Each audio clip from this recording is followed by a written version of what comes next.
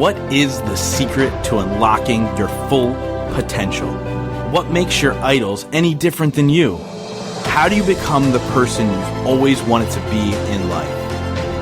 This is where you get all of your questions answered. My name is Justin Shank, and I sit down with some of the most epic individuals who are changing the world with their actions in business and in life. We discuss how they did it, why they pushed themselves, and more importantly, how they were able to focus on continuous growth to achieve their dreams. Welcome to the Growth Now movement. This week, I sit down with Rob Mack. Rob is a happiness coach and author. He writes and speaks to people about how to live happier lives from the inside out. Robert's work has been endorsed by Oprah, Vanessa Williams, among many others, and this episode is absolutely crazy. Now, you may recognize Rob as a celebrity love coach from Famously Single on E! He obviously has regular appearances on The Today Show, Good Morning America, Entertainment Tonight, CBS Early Show, The Balancing Act, and so many more. Also, if you saw my guest appearance on the show Ever Talk Live, Rob is one of the co-hosts of that show. And let me just tell you, when I met him and we got to chat after the interview when I was out in LA, Rob and I just hit it off. It was one of those things where, like, you connect with your soul brother. We got super deep in our conversations. We talked about growth and personal development, and truly living this happy life that Rob coaches people to do all over the planet. In this episode, we dive into that process. What can you do right now to truly seek happiness from the inside out? And we do a deep dive on MicroMeditation and all these other things, and I think you guys are absolutely going to love this chat. Now, before we dive in, I want to remind you guys that tickets are flying off the shelves for Growth Now Movement Live. So head over to gnmlive.com. Get your tickets today. It is going to be an incredible day and a half of self-discovery, self-growth, and so much more. If you are ready to level up your life, your business, your relationships, and your overall happiness, this event is a can't miss here in Reading, Pennsylvania. So go to gnmlive.com, grab your tickets today, and we will see you there. Now, without further ado, let's get to the episode with Rob Mack. Rob, welcome to the show, man. Thanks for having me. I'm excited. Yeah, dude, we connected, which you didn't know we were going to connect. That's a whole secondary story. But I was on your show, Ever Talk Live, out in LA, and we started talking afterwards. And I always found that even in these podcasts that I do, the magic happens before and after. It's never in the little time that we have together while we're recording or whatever the case may be. And you and I started talking about self-development. We started talking about live events. We started talking about all these things, and we just kind of hit it off. And I was like, dude, you need to come on my show. We need to have this conversation so people can hear it. But I'm excited about all that stuff. But why don't we take a second and talk about who is Rob Mack today, and then we'll break down how you got there. Love it. So I mostly work as a celebrity happiness coach. I'm a positive psychology expert and practitioner and an author. And then I do like the TV host and personality stuff. But really all revolves around happiness and the ways in which happiness contributes to our success and the ways in which success doesn't necessarily lead to happiness. So I work with people from all walks of life, and I basically talk to them and I write about ways to just live a happier life from the inside out. Just so happens that happier life also leads to success. The major difference between me now and me probably 30 years ago is that I actually feel genuinely, truly happy. And that for me is just, when I think about it, it's probably the thing I'm most excited about and most happy about, just being happy itself. Yeah, no, and I love that. And I talk about that all the time because I found through all of these conversations I had that a lot of times we start off this journey chasing something, whether it's money, cars, women, the big house, the whatever, the six pack, whatever it is. But really at the end of the day, we're all chasing happiness, and it shows up. It shows up in ways that we never thought it would. So let's talk about that. Like, is that kind of your discovery as well in this whole entire journey? Oh my goodness, dude. Absolutely. I love you saying that. We were sort of saying that right before we ramped up, for the actual, conversation here. I am ceaselessly impressed, by the ways in which life knows better than I do. I mean, I often have ideas about what I want in my life, and whether it's money or health or, great connections and relationships with people. And of course, we all want those things, but it's interesting the ways in which sometimes you pray for something or you try really hard to achieve or accomplish or acquire something and you get it, and it turns out to be such a different experience than you had imagined it to be, right? Yeah. It can be in ways disappointing. And other times where you just pray something won't happen or you hope something won't happen, and then it turns out to be better and more blissful. than anything you could have scripted or planned for yourself. And so I've learned to sort of receive that, accept that, allow for that, while still, continue to work towards goals and still have intentions, but they're softer now than they used to be. But you just nailed it. I just love what you said there. There's an infinite intelligence that is life that continues to sort of impress and outdo even my best thinking. And I can appreciate that. Yeah, I love it. And obviously when we think about your journey, you started in Pennsylvania, moved to Miami, now you're in LA, and you look at that kind of travel trajectory. What was moving you? Why were you drawn to these places? What kind of pushes you to go to that next level now? Misery, bro. It was misery, man. I was so unhappy. I was in Pennsylvania, and I love Pennsylvania. It was a great place to grow up. I also love sunshine, so I knew I love sunshine. But in the process, really, I was trying to figure out what I wanted to do with my life. I had gone to school for psychology, and I got a consulting job. I loved the people at that job. I didn't love the work. I wanted to work with people on a more intimate sort of personal basis. I had a great girlfriend at the time. I had all these great things happening at the time, but I was really insanely, severely depressed. And I was just looking for ways to really resolve or reduce that depression. And I never really discovered a whole lot, to be honest, right away. And it led me to, honestly, lots and lots of suicidal ideation. I wanted to kill myself. And so at some point I did a lot of research around that, man. And I discovered, I was like, I don't have access to lots of these ways to kill myself. So I think I'll just slit my wrist. So I remember going to the kitchen and I got out the kitchen knife, man. I dug it in because I was concerned about the pain. And even though I wanted to be done with all these problems and I thought I wanted to end my life, I still didn't want to experience pain, right? That was the whole point. So I did my wrist, and I just had a strange experience where I began to feel a level and a depth of peace and blissfulness wash over me in a way that I had never experienced before.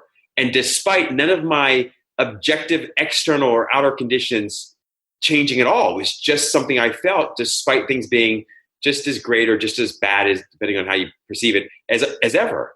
So at that point I was like, well, I can put off the suicide thing for at least an hour, man. I should look into this. And the hour slipped into a day, slipped into several days. And the whole time I was doing research and trying to find basically people who knew a lot more about how to be happy than clearly I felt like I knew at the time. So at that point, one of the things I discovered was, look, if something makes you happy, at least give it a shot. And I knew that sunshine did. So that's why it happened to me. I started chasing the sunshine. And that's where I ended up in Miami. Yeah. So what do you think that moment was? Where do you think that bliss came from? Do you feel like it was a higher power? What do you think that was? Yeah, great point. So I would say that yes, I would call it the power, the only power I think that keeps the earth rotating on its axis, hanging on nothing essentially, right? And revolving around the sun shining, my heart beating, my lungs breathing, my brain orchestrating it all, the grass growing, all of that, whatever that is, I call that life. Some of us call it God or the universe or source, but that power, which I think of as sort of the only real power, everything else is kind of imaginary from my perspective, that power, yes. In that moment when I experienced this kind of peace, it felt like a divine intervention. At the time, I would have called it that. When I look back now, I realize that for once, I finally let my mind go quiet. And in that quiet, in that silence, I discovered the depth of who I truly was, which was that life, that power, the same life power, the same infinite intelligence that, runs the entire universe. And I couldn't have explained it that way at the time. I just knew that my mind was quiet and I felt peaceful and happy finally. Yeah. No, I love all of that because I think there's people listening now who they're trying to find their happiness, and there may be those little moments of suicidal thoughts. I've never even had a suicidal thought. I've had really bad bouts of sadness and all these other things, but I've never gone to that. So it's hard for me to wrap my head around it fully, to be completely honest. I've had family members who've attempted and so on and so forth, but there's probably people listening that are like, I want to shift out of this thought process. I want to begin the journey Rob went through from that rock bottom moment forward. How does it begin if they're not experiencing that blissful moment that you experienced? How does it begin for them? Yeah, I love that point. And just to give a little context there, because you highlight something that's so incredibly important. I would say that at least every 10 minutes or so, I was literally like, I should kill myself now. I should do it now. I should do Wow. it now. Like, just, it was endless, man. And the whole time it was like, I hate myself. No matter what happened, what I experienced, no matter how beautiful or incredible the girlfriend was, no matter how great the job, no matter how great, I mean, in some ways that all made it even worse because I was like, I should be grateful. My life is incredible. What's wrong with me? So the one thing I learned, or a couple of things I learned in the process was one, I made a very serious and sincere commitment to live my life happy. Right? I was like, okay, I'm going to live it happy, and I'm going to do everything humanly possible to learn from people who are genuinely happy. And there are like countless people out there in the world who have dedicated their entire lives to doing this one thing. So that was the one thing. So I basically sought out people who knew what they were talking about, and they had done it themselves, right? So whether those professionals or whether coaches or therapists or authors or poets or philosophers or whatever. So that was the second thing is I discovered that if everything I was doing was not leading to happiness, at the very least, I could try doing the opposite of what I was doing and see if that wouldn't get me somewhere. I think I probably saw that in the Seinfeld episode somewhere where George has like opposite day. And so in any case, right, I started thinking about that. I was like, well, I don't love my job. I would love not to have the job. I'm not enjoying this relationship, even though the woman's great. I definitely don't enjoy the cold weather and all these things. So I started making a list of things that I don't enjoy, things that I do. And I just said, I'm going to try to lean into the things that genuinely feel more enjoyable to me and they uplift me. I feel a little bit more inspired and I'll do what I can. I can't get it perfect, but I'll start there. So I did those two things. And once I started moving in that direction and just acting on a little bit of information that I had and the one or two things that I knew for sure made me a little happier, it just began to snowball. Yeah, dude, I love that. And like, I talk often about filling your own cup first and whatever flows is for everybody else, and be self-serving and be a little selfish. Because I promise you at the end, it's the least selfish thing you can do. Oh, that's so good, Just. That's everything, brother. Like, I love you saying that. That's so important to remember because I think so many people are unhappy because they're putting everything and everybody in front of themselves. And I get that. But that's like trying to basically, feed the world when you're going hungry or trying to enrich everybody else when you're a beggar. That doesn't work. So I love that. No, it's true. And like, I look at you had the girlfriend, like you're like, there was nothing wrong with her. There was just something not right in the relationship. Maybe it was me, but who knows? I had to leave that to figure that out. And look, you might hurt some people in the process. You might have hurt her doing that. But the more important thing is like, we need to take care of ourselves first. So what would you say to somebody to kind of push them over the edge to make those movements in their life, even though they may hurt somebody else? Yeah, love that. So number one, you can't love anybody else truly and authentically without strings attached and without an expectation of reciprocity if you don't truly, genuinely love yourself. And that sounds like such a cliche, but cliches become cliches for a reason. It's not an accident, right? So that's number one. Number two is it takes an authentically selfish person to be authentically selfless, to be authentically unselfish. You just have to. It's required. It's like a tree that lives in the forest. It has to basically dig its roots deep into the ground, suck up all the nutrients and all the water so that it can provide shade for all of the other, flora and fauna in the forest. And so we have to operate very much the same way. And I remember Michael Jordan saying something very similar. At the very early part in his career, he had to score 60 points a game. He had to score a ton of points. And that got them on the map and it got things moving. They attracted these other players, Scottie Pippen and all these other folks. And then he could distribute the ball. And so it's the same idea. It takes an authentically selfish person to be authentically unselfish or selfless, right? And it's not always comfortable in the beginning. It feels, in fact, very uncomfortable. But the truth is that 7 billion people on the planet, you could please all 7 billion people and not please yourself, and you're going to be unhappy. Also, you can please yourself, not please one other person of those 7 billion people on the planet, and you'll be happy. And so it's critical that you learn to please yourself and soothe yourself and become happy in and of yourself, especially if you want to be of any assistance to anybody else in the world, right? Yeah. That's the other piece. I'll just share this real quick, is that what we found is lots of people think, well, happy people are selfish. And it feels that way. It seems that way in the beginning, when you're beginning to sort of build this bank of, or dive into and tap into this bank of happiness. But happy people are the most charitable, the most generous, the most kind, the most caring, the most loving people on the planet, statistically, like empirically. Like, we've got thousands of studies that support that. So when you're happy, you're not only easier to love because you're easy to get along with, but you're also infinitely more loving. You love people even if they do things that you don't agree with. So happiness really is your gift to the world. And in order for it to be a gift to the world, though, you've got to really prioritize your own happiness first, not make it contingent and conditional on anybody or anything else. That's just critical. Yeah. And I think like anything, it's something you have to continuously practice. It's not just, I'm going to switch something one day and all of a sudden it's going to be like that forever. I'm sure even in your life, there's still moments of like, okay, I'm shredding myself too thin. I'm going through all these things. So what does that self-care process look like for you so you can continue to serve in the manner that you do? Because you're a busy guy. Beautiful question, my friend. So number one of the things I discovered along the way is I need a lot of alone time. I don't know, by nature, I'm an introvert. I talk to a lot of people every day. And honestly, at the end of the day, I feel like I'm out of words. And so alone time is critical.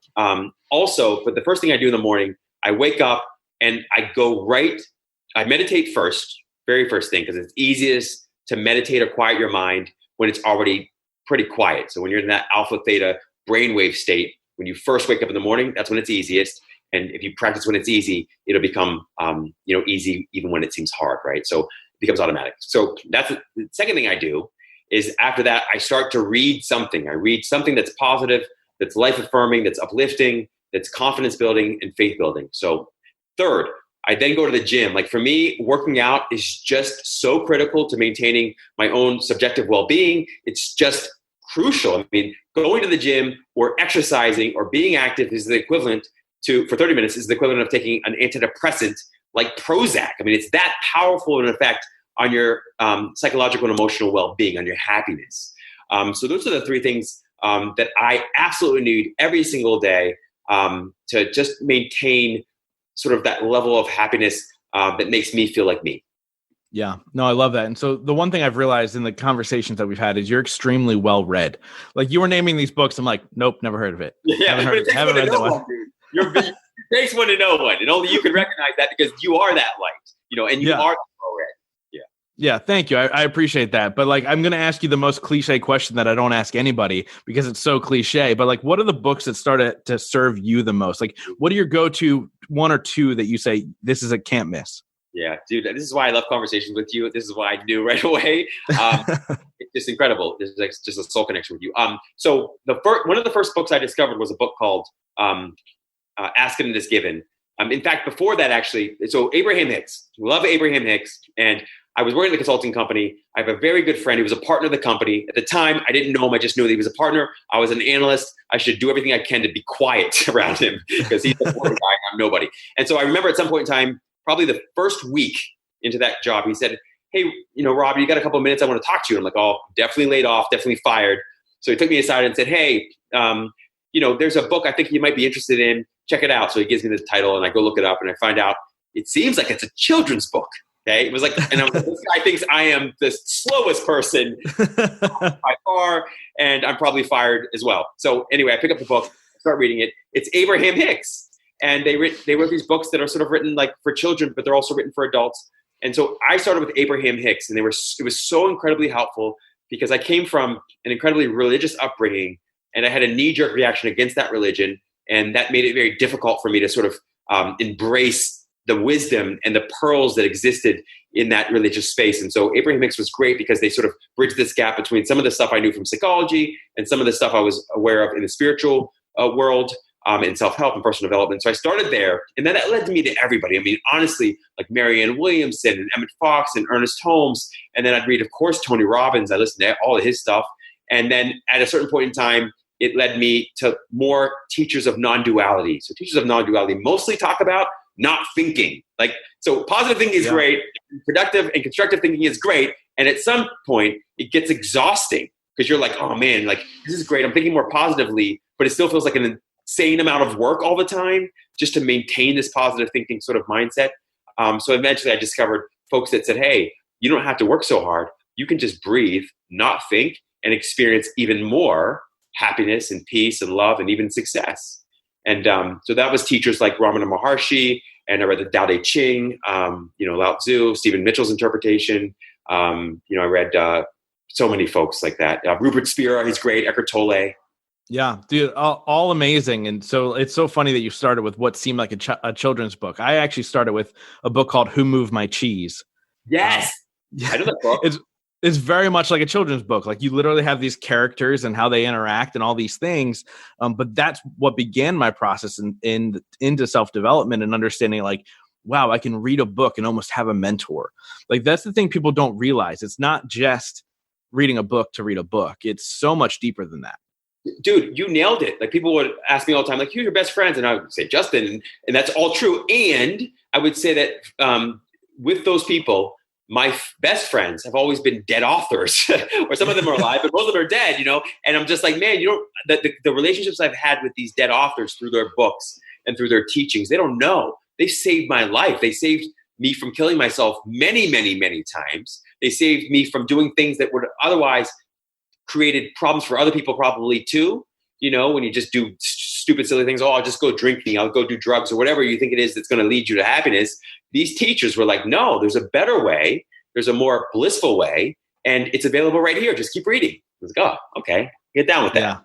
Yeah. Dude, I love that, man. So what does your meditation process look like? So I just started really on a regular basis meditating. I actually go to a class every 2 weeks, which is a guided meditation, which I love. And I'm experiencing things, dude, honestly, like it was my second time in this meditation class and I started to see colors and I started to like whatever. And then I went again. And then it sounded like my friend was actually sitting next to me, but far enough away, but I could like my senses just heightened. Like I could literally, it sounded like I was holding his watch up to my ear. Wow. And I read all about this. Apparently, like if you can tap into some sort of meditation, like all these senses get heightened and all these things. Anyway, I'm going off on a tangent for no reason. But what does your meditation process look like? Because it's something that excites me. It's something that I'm really getting into now. So just to provide a little consolation there, I had a very similar experience, man. Like when I first started meditating, it was a room of like 30 very attractive women. I was already feeling, a little anxious. And I sat down and I remember thinking, oh my gosh, well, mine was different because yours was very positive. Mine at first was so stressful because I thought that I couldn't breathe. So like, just breathe naturally and normally. All of a sudden, I feel like I'm about to have a panic attack. I'm like, what's happening? I could hear my heart just racing and it sounded so loud. And I became much more sensitive to the temperature in the room and all these things. So it does increase your sensitivity to both pain and pleasure, which is actually a good thing because it keeps you away from the pain and helps you lead you down a path that's going to be sort of increasingly more pleasant, right? So my meditation practice now, started mostly with breath. I was Vipassana meditation really, where all I did was sit in a comfortable position, close my eyes, and I would just get in touch with my breath. And the point was to experience the breath and not to think about the breath. And as thoughts would arise or surface, I would notice those thoughts and I would accept them, allow them, and then I would let them just go. I wouldn't fight them, wouldn't try to change them. You don't try to get rid of them. You just notice them, and then you bring your attention gently back to the experience of your breath. So I started with that. And I realized, though, that I was a little too ambitious, I think, in the beginning because I was setting aside like 30 minutes even or an hour. And quite frankly, I would meditate for like 0.0001% of that time. Really, the other 99 point whatever percent, I was lost in my own thinking. I was thinking about all the other things I should be doing. So instead, one of the practices that I recommended and that I found useful was what I call micromeditations. So micromeditation, just one breath. And instead of setting aside a separate time to meditate, you just focus on enjoying, and that's the goal, enjoying, not getting good at, but enjoying one breath without letting thoughts get in the way. And you do it as often as humanly possible throughout the day, no matter what else you're doing. I found that one practice more transformative, first of all, because every time I did it, I was 100% effective with it. Only one breath. Second of all, I was weaving it into my daily activities in a way that even when I was meeting expert meditators, they weren't doing. They weren't necessarily able to do that because they would meditate very well when it was quiet and they were by themselves. But now when they had to go swiffer or have the conversation, they weren't able to do it. Now I've sort of moved away from the breath. I still do the sort of micro meditations, but now my intention is just to feel that peaceful aliveness inside my body as often as humanly possible. I call that peaceful aliveness God. Sometimes I call it source or just life energy, but you can feel it in your hands right now. You can feel it in your feet. But I keep part of my attention in or with that presence or that power, that energy that peaceful aliveness as consistently as humanly possible. It's my number one priority anytime I'm with anybody or doing anything, because I find more joy there. So I call it practicing the presence. Some people call it practicing the presence of God, but it's practicing the presence of my own divine self. I have found that just transformative. I mean, I just love it, enjoy it so much. Yeah. Dude, I love that. And I never thought about it that way, because I tried to meditate years ago, and I started out with like 30 minutes at a time, and I was doing the same thing. I'm like, I suck at this. Like, I was so distracted. I was more tired after the 30 minutes mentally than I was before. And I was like, this is not serving a purpose. And then I started to do small, like 5-10 minute things in the morning, and I was decent at it. I felt better, felt less stressed. And then when I started to get into that guided meditation, it was a slow process again, like going from these small 10-minute things, building up, and then going and doing that. But I love that micro meditation idea of that one breath, and understanding that like you can gain peace in that moment.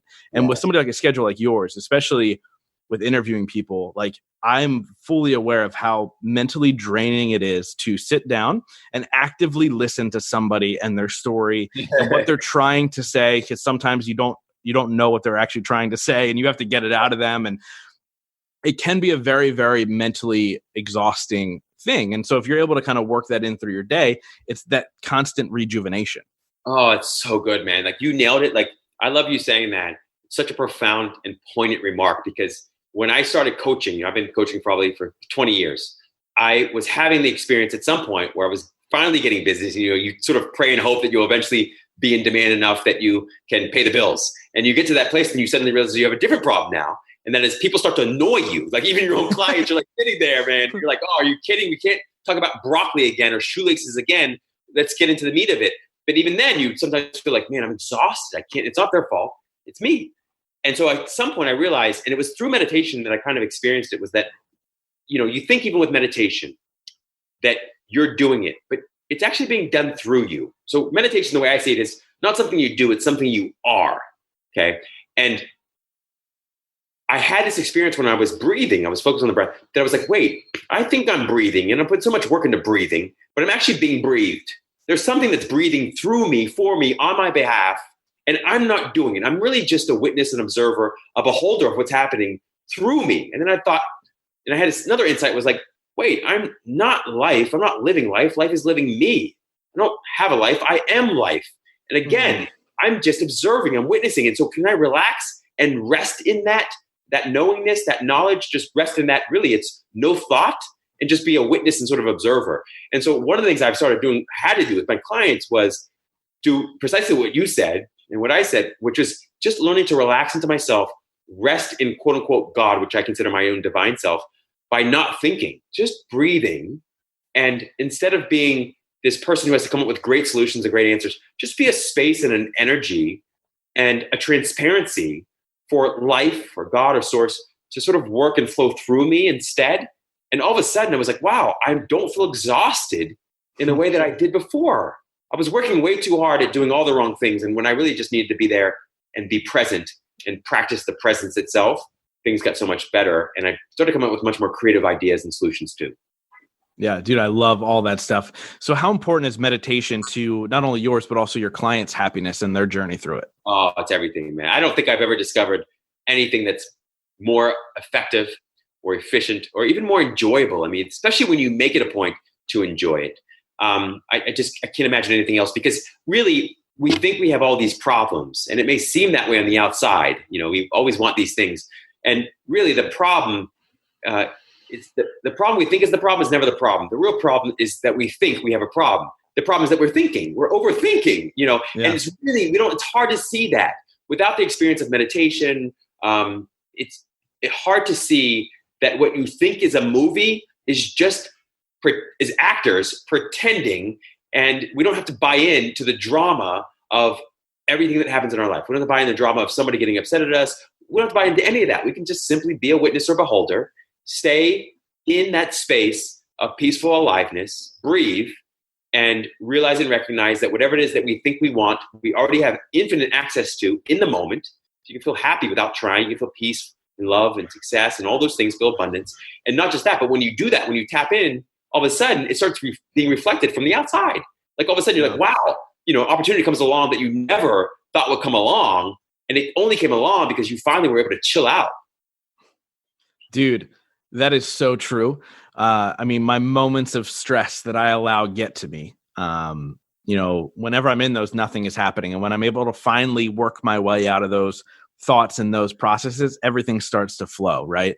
It's so beyond true. And, it's interesting when you think about what you do. You're a celebrity happiness coach. So you're coaching people who the outside world looks at and goes, they're happy. They've got everything. They've got all these things. But again, it's that thought process of the outside is what's important versus the inside. So how much is that prevalent in Los Angeles and the world, really? Oh, yes, completely prevalent. So prevalent in America that we've hit an all-time high in terms of unhappiness. In 71 years, we've never had as much unhappiness as we have today, right? So very, very prevalent. You make such a great point. And, I think Jim Carrey said it well. We've all heard the quote, but he said, I want everybody to become rich and successful and get everything they want so they can finally discover it's not the answer. And it's so tempting. It's so seductive. I don't want to discourage people from going after their goals and their dreams because, look, it's fun and you want to enjoy it. But you can be so much more successful, so much more quickly, and you can enjoy the journey as well as the destination if you reframe this entire experience of success chasing in terms of just happiness, a happy experience now, right? Mm-hmm. So that's the one thing that I love about positive psychology is that they are able to provide some real hard data around this. And they say, look, the folks that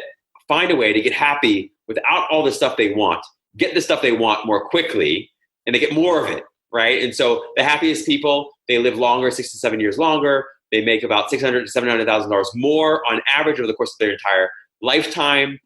They get married earlier, stay married longer, happy in all their relationships, whether they're married or not. In all ways, really, happiness improves the objective outcomes and circumstances of your life. It makes you more successfand So the way I always say it is, happiness isn't only the greatest success, because that's the reason we want success, but it also leads to success. Yeah. And it's so funny because people do have it backwards. They think they need the things first to get the happiness versus, hey, you get the happiness and everything else follows. One of my favorite things is when you see photos of Warren Buffett and Bill Gates together and they're 86 million or however, I don't even know how much they're worth anymore. To ridiculous amounts of money. Basically, yeah. Yeah, and no Gucci belt because they never chased the physical things. Warren Buffett still lives in the house that he bought in 1960, whatever, 70 or whatever, and because he's not chasing the outside things, but money flows through him, and it's just this crazy thought process, man. And I love all of that stuff. If you were to give 3 tips to anybody listening right now for them to tap into happiness, what would those tips be? Yeah, make happiness your main demonstration, main manifestation, and the rest will follow. That'd be number one. And really that tip right there, if you were sincere about it, and if you really meant it, and you just, you can have your soft intentions, your soft goals, but prioritize happiness above everybody and everything else, you'd be shocked and surprised at the ways in which life began to show up for you and cooperate with you in ways that it never seemed to do before, right? And the problem, of course, wasn't that life wasn't cooperating. It was that you weren't cooperating because you're unhappy. So that's number one, right? Number 2 is to practice those micro meditations. I think if you can practice those micro meditations and do it for the joy of it, don't try to get good at it. Don't try to be better than anybody else at it, but really just notice how enjoyable it is to wash the dishes when you're just enjoying the sensation and you're just enjoying breathing. You're not lost in thought. Right? You're not obsessively, compulsively planning and plotting and scripting your life. You're leaning into this experience of joy in the moment. And if you do that with everything and everybody more consistently, you'd be surprised at the ways in which the right words just sort of occur, the right thoughts just occur, you take the right action. And if you don't, not a big deal anyway, right? So, right. The third thing I would say that is just taking that second step to the next level, the graduate level, I'd say, which is then letting go of a focus on the breath and really making it about feeling into that peaceful aliveness or that life force and life intelligence in your body. If you could do that, and sometimes that requires a little bit of contemplation, but just practicing the presence, your own divine presence, the presence of life itself, the presence of God, inside you as consistently as humanly possible, and make that the main manifestation, the main demonstration, the main goal of your life, while you continue to do the other stuff, you'd be, again, shocked and surprised at the ways in which life just all of a sudden ramps up for you in ways that it couldn't have before. Even with your best thinking, it couldn't have done that. So I'd say those are my top tips. Really prioritize happiness, number one. Practice that by doing the micro-meditations and eventually graduate to a place where you're practicing the presence of yourself, the self, which is a non-thinking thing. It's not a thinking thing. It's a non-thinking thing. Practicing that, I think those are the 3 tips. And you really only need that and to sort of get through anything or to accomplish or achieve anything. Dude, I love all that stuff. And I wrap up every single one of these interviews with the same question. But before we get there, let's get to the important stuff. How do people get a hold of you? How do they get your book? What's all that stuff? Yeah, I appreciate that. So you can get the book, Happiness from the Inside Out, anywhere great books are sold, including Amazon and Barnes & Noble. You can find me at my website at coachrobmack.com. And you can find me on all social media platforms. I'm mostly active on Instagram, but you can find me at Rob Mack, M-A-C-K, official. Awesome, man. I love it. So like I said, I wrap up every single interview with this one question. Since my podcast is called The Growth Now Movement, the question is, in your life, what has been your biggest moment of growth? So good, man. It's so good. Yeah. I would say just happiness, man. Realizing that happiness isn't something I achieve, accomplish, or acquire, but something I allow. Dude, I love that. I love this conversation, man. I'm so glad we connected. There was a reason it happened the way that it did happen. This has been phenomenal. Hopefully we can have you back on the show in the future, just so I can say something like Rob Mack is back and it rhymes. But dude, this has been great. I love that. Dude, the pleasure and the privilege is always mine, man. There's something so special and so right about you. And I am so inspired by your work and even more inspired by who you are. And like every time I connect with you, I get shivers. I call them soul shivers because it's just, you feel this divine connection with someone. So I appreciate you so much. I love your work and I love you so much, man. Thank you so much for having me on and just for being my friend. Dude, thank you. That means the world to me, honestly. Thank you. This has been amazing. My pleasure, buddy. Thank you guys so much for being a part of the Growth Now movement. This is how you can really help me out. If you guys enjoyed this episode, please share it out on Facebook, Instagram, Twitter, all that fun stuff. And let's grow this movement to epic heights. And it's all going to be because of you guys. Thank you so much. And we'll see you next week.